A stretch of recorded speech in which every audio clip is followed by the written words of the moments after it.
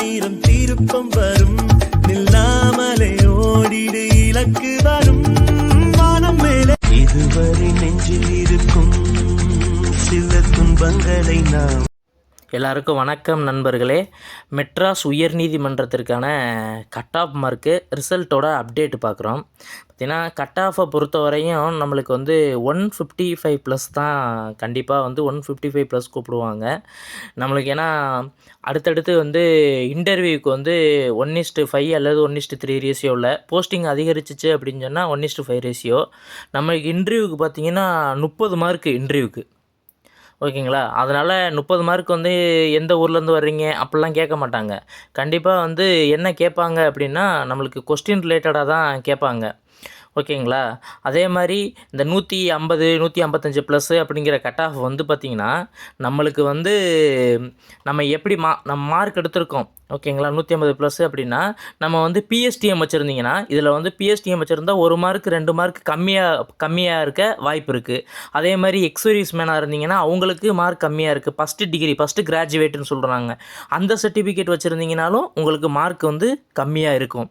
அதே மாதிரி விடோ இது மாதிரி ஒவ்வொரு ஊரில் வந்து போஸ்டிங் அதிகரிச்சிருக்கு பார்த்தீங்களா. அதிகரித்த இடத்துல வந்து பார்த்திங்கன்னா நம்மளுக்கு வந்து கட் ஆஃப் கம்மியாகிறதுக்கு வாய்ப்பு இருக்குது.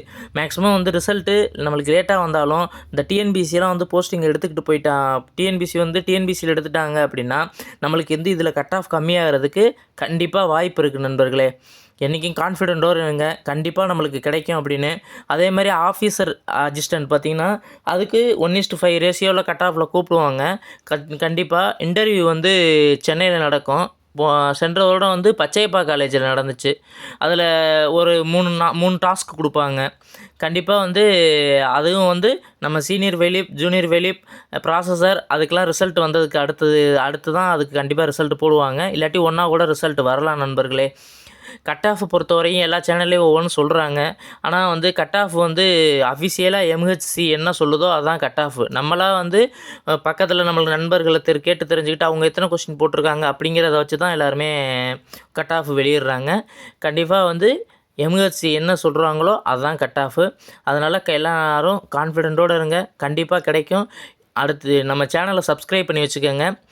அந்த 30 மார்க் இன்டர்வியூவில் என்னென்ன கேட்பாங்க, எப்படி இருக்கும், அதே மாதிரி ஆஃபீஸர் ரெஜிஸ்டரில் என்னென்ன டாஸ்க் கொடுப்பாங்க அப்படிங்கிற ஃபுல் வீடியோ வந்து அடுத்த நம்ம சேனலில் கண்டிப்பாக போடுவோம். சேனலை சப்ஸ்கிரைப் பண்ணி வச்சுக்கோங்க நண்பர்களே. ஓகே, நன்றி.